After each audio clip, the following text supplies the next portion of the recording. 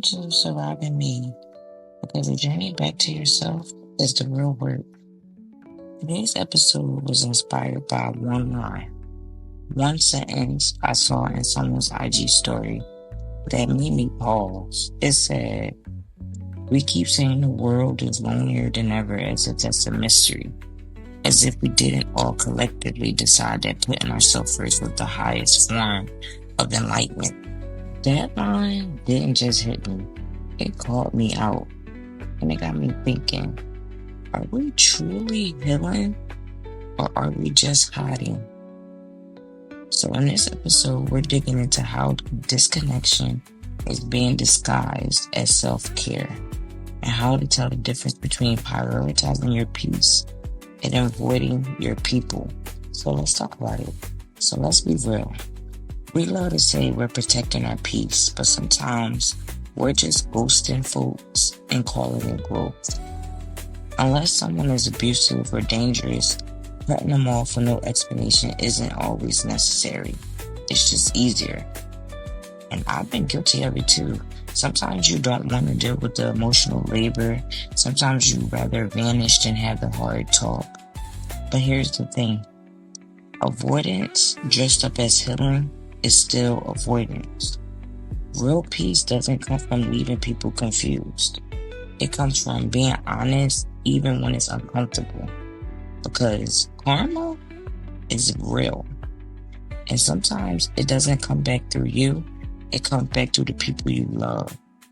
So why create new cycles of pain when we're out here trying to break them? But yes, self-prioritization is necessary.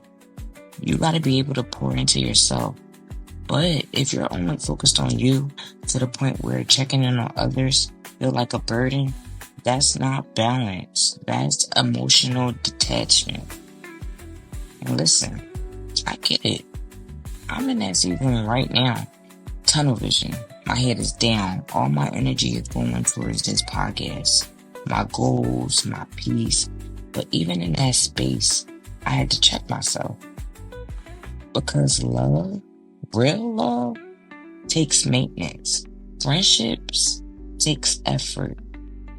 Relationships don't just survive off of good vibes. You can't disappear for months and then reappear like nothing's happened. People deserve better than that. We deserve better than that from each other. And maybe this is the reminder we all need. Healing is personal, but it doesn't have to be lonely. We're in an era where isolation is praised. We say things like, "Oh, I'm just focused on me. All I got is myself." And that's fine sometimes. But when it comes to your norm, when no one hears from you, no one sees you, it's no longer healing, it's hiding. Healing doesn't always happen in solitude. Sometimes it happens in community. Sometimes someone says exactly what you needed to hear. And sometimes someone's presence reminds you of who you are. Sometimes healing comes from being seen and still being loved anyway. So if you've been disappearing, ask yourself, is it healing or is it fear? So here's your journal moment, your voice note prompt, your truth check-in, whatever you want to call it.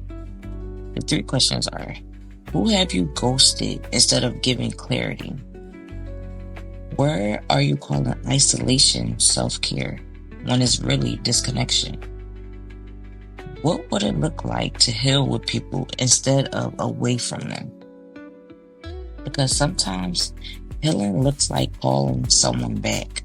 Sometimes healing looks like saying, "I'm not okay, but I didn't know how to tell you."